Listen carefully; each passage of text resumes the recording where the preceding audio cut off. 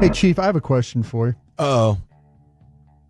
You know, you're talking about trading back, and I'm just asking this question because I'm curious about what people think about the trading back.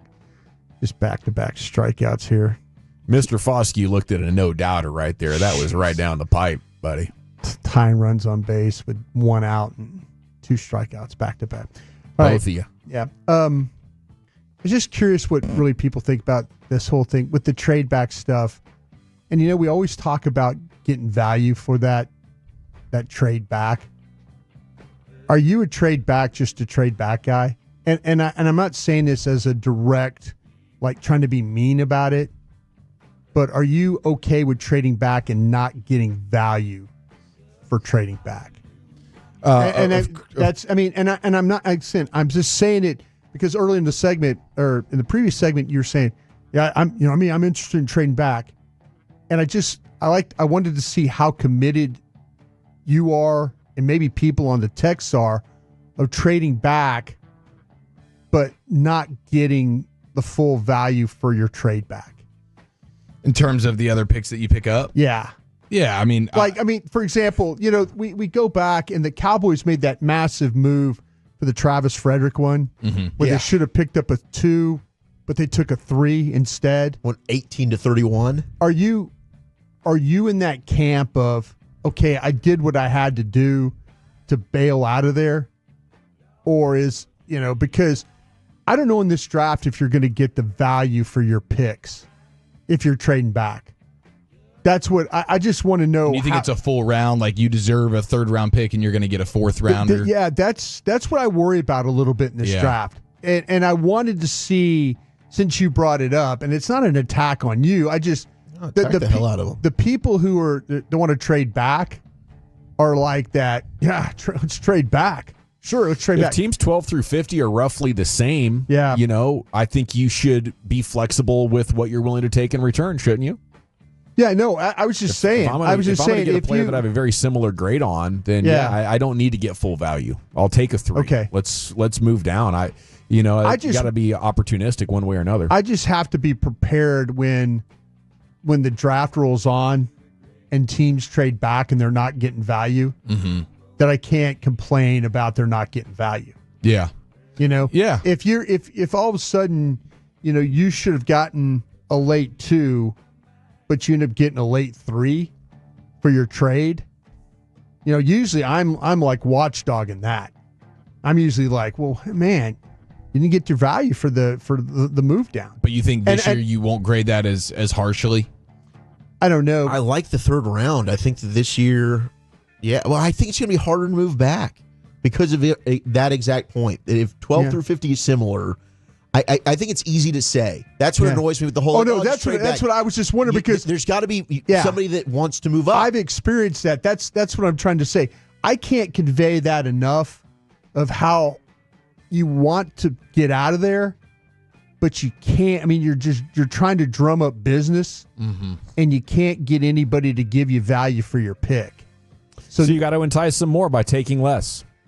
You know, I think it's if you believe you're going to get just as good of a player if you drop, then any extra value is great. You know, I'm probably not dropping 7 spots in the 1st round for a 5th rounder, but for a 3rd, why not? Yeah, I think I would be in this particular draft. I'd be more open to not getting quite as much in value, but it's clearly case by case. If some unbelievable player that you never expected to fall to you, like the CD Lamb draft. That draft, I'm not telling you when you're on the clock to trade back.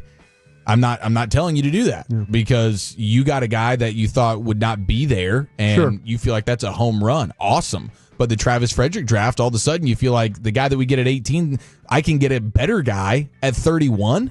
Then sure, I'll take a little bit less in return because I know I feel great about the guy that I'm getting, and I don't feel like I'm missing out on not picking 18 to 30. Zach, I'm going to ask you this question about trading back because you've studied these players, so you've got a couple 100 players on your board. How many 1st round grades you have? 15. How far, and we talked about this in the draft show this morning, how far are you willing to go down are you willing to get completely out of your 15 guys to make a trade? Or are you willing to go, like, I kind of feel like that maybe all your first round grades might be gone by the time pick 19 rolls around. Yeah, the likelihood is true. Like I like so the anything past 19.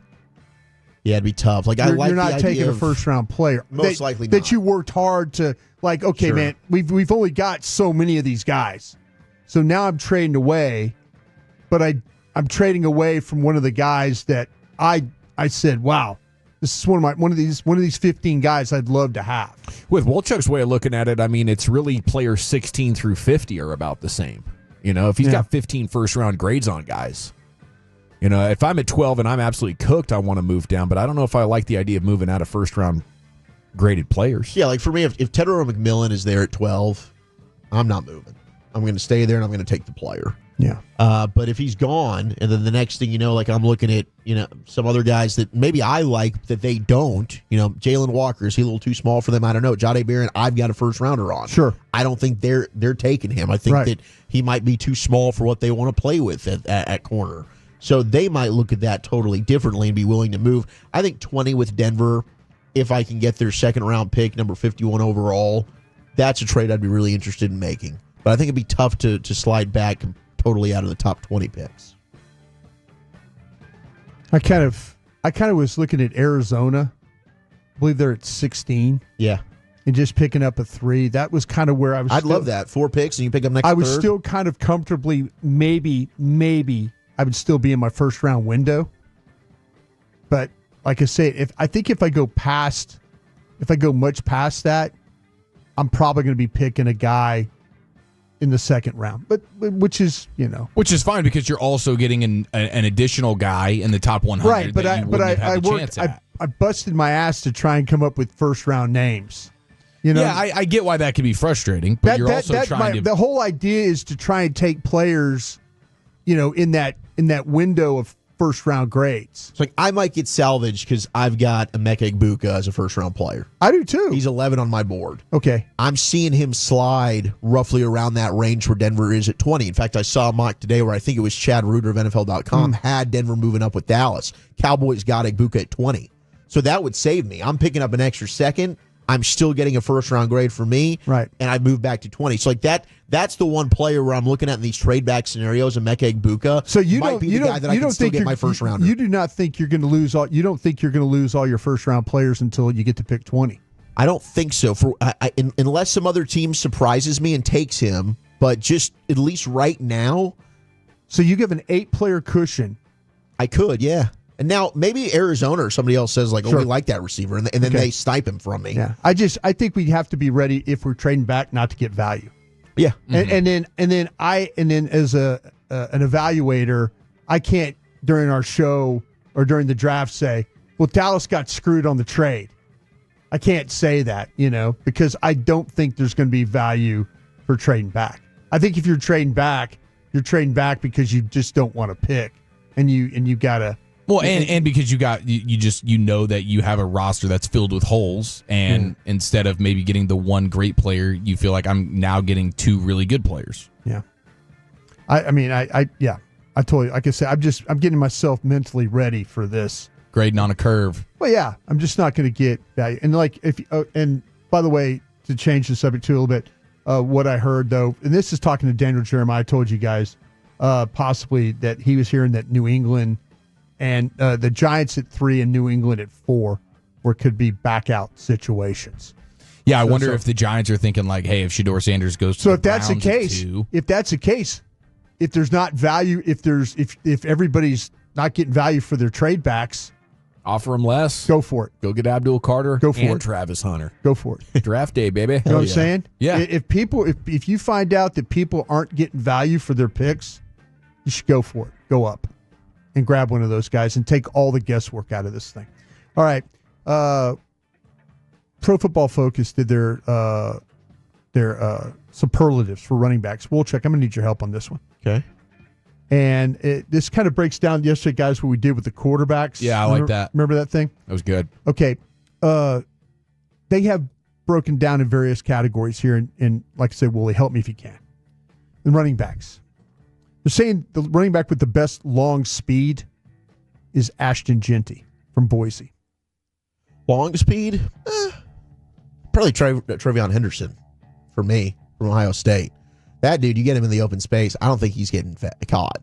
Trevion Henderson, I'd probably go with better long speed than Genty. But Genty's a solid long speed guy. More so, certainly, than some of these other backs we've looked at. Like him over Hampton in that category, 100%. I'd probably give that to Trevion Henderson for me. Yeah, I kind of like what you're doing there. I even think with Sampson a little bit from Tennessee. Yeah, Dylan Sampson he's got juice, 100%. I think R.J. Harvey's got a little bit of that. Yeah. There's times where I did see Harvey get fetched, but there's also times where he will finish it, and you're talking about a 70-yard house call. Yeah. All right, the next category they went down to is they said best balance in the draft. They said Ashton Genty again. That's easy, Ashton Genty, yeah. Yeah, because he broke 164 tackles last year on runs and receptions. Dudes just bounce off him. It is wild just watching bodies just like roll right off of him. It's crazy. They're falling like trees. Best footwork. There's your guy, R.J. Harvey. Yeah, I'm with you on that. From Central Florida. Sweet feet. Yeah, while he lacks top end speed, Harvey is still effective at breaking tackles thanks to his quick feet.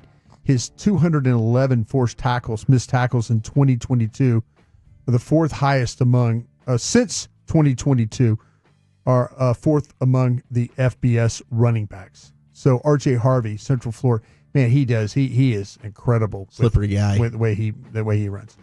Best vision? Ooh, best vision. Ashton Genty again. I mean, I'm trying to think of somebody other than Genty to give some of these to. Yeah, and I was that's why I needed your help on this, because I was thinking the same thing. I was thinking guys other than, I'll tell you what, to me, it's funny that when you look at a guy like, I think with and I go down to like guys maybe even like Brooks. Yeah, like Taj Brooks has got good vision. Brooks. Absolutely. With the way that he is able to, like, he cuts again. Yeah. He can make like the 3 cuts, and in the way he sees the hole. Sure. I would say that he has that kind of, I think ATN from Georgia is another one of those guys that has that vision to be able to see as well. Okay, and the last one that we got here is the best elusiveness. Most elusive. I mean, is that Dylan Sampson? I think Dylan Sampson's got this one. Now they say once again Ashton Genty. I mean, he's just cleaning up at the award show. I do believe it is a big gap from Genty and everybody else, so I don't hate that giving Genty all the love. But Dylan Sampson's a super elusive back. I think that's his best quality. A short yardage back, Cam Scatterboo. Okay. You know who also doesn't get enough credit for that is probably Jordan James from Oregon. Yes. Jordan James is a very good short yardage back. I saw the numbers on Sampson, the Tennessee running back, and he converts 3rd and 1, 3rd and 2 at a rapid rate.